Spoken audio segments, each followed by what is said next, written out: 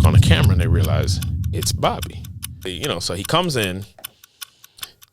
We sitting there mixing. He goes, "Oh, I need to get on that track." Let's end with a wild studio story. I feel like the people telling me, like, ask them about a wild studio story. I have so many of those.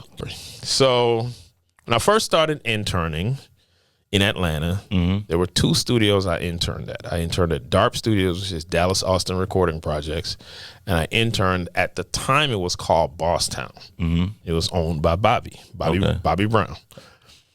It later became Stankonia. Outkast bought that building, and that became Stankonia Studios. Okay. But it was Bosstown. And before it was Bosstown, it used to be owned by Elton John. What? So Bobby Brown bought that building from Elton John. So Bosstown, so I'm interning at DARP, I'm interning at Bosstown. All of my wildest stories, I probably got about 8 million wild stories. All of my wildest stories came from interning at Bosstown. So I'll tell you one. So this is at this point, I'm an engineer. I'd already worked my way up. This is a couple years in. Bobby sold Bosstown to Outkast. So it became Stankonia. So this is years later now.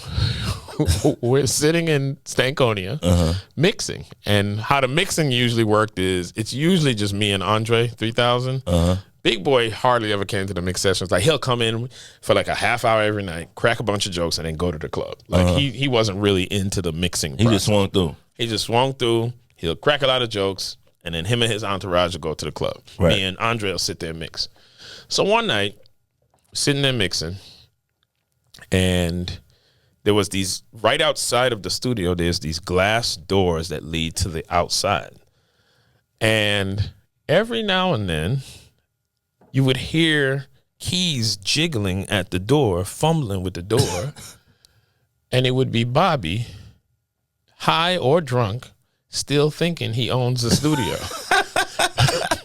So he would be out there fidgeting with the keys, and we would be just like... And this happened on several occasions? Several occasions. But this story I'm telling you, this was the first time it happened, right? Okay. So we like, yo, what's going on out there? And then we kind of could see somebody, and we're like, so at first, Andre goes, hey, man, call, dude up front, security. We think somebody trying to mess with the door. They look on the camera, and they realize it's Bobby. Security goes out there to talk to him. He comes in. He walks in. And Bobby's the kind of like high / and or drunk that, those kind of people who it's better off if you just try to not entertain them so they could go home. Like, if you have too much interaction with Bobby, he's staying all night. So the best course of action is let him run through whatever it is he's trying to talk about, and then just quietly, so he comes in. We sitting there mixing. He goes, "Oh, I need to get on that track." And he literally just walks in the booth, and we're both sitting there like, let's just record him so he can go home. Because if you try to tell him, nah, Bobby, you ain't getting on this track, then it's an argument. Then you don't want that. So I've had so much experience with him because I was an intern. I'm kind of coaching like Andre, like, bro, let's just turn the mic on, push record so he could leave. Cool. He goes in the booth. He records. Big Boy comes. They have all the, wild, da-da-da, I'm going to the club, okay, da-da-da. So then Big Boy leaves, and Bobby's still there. So he's in the corner of the room, in the back of the room, facing the corner.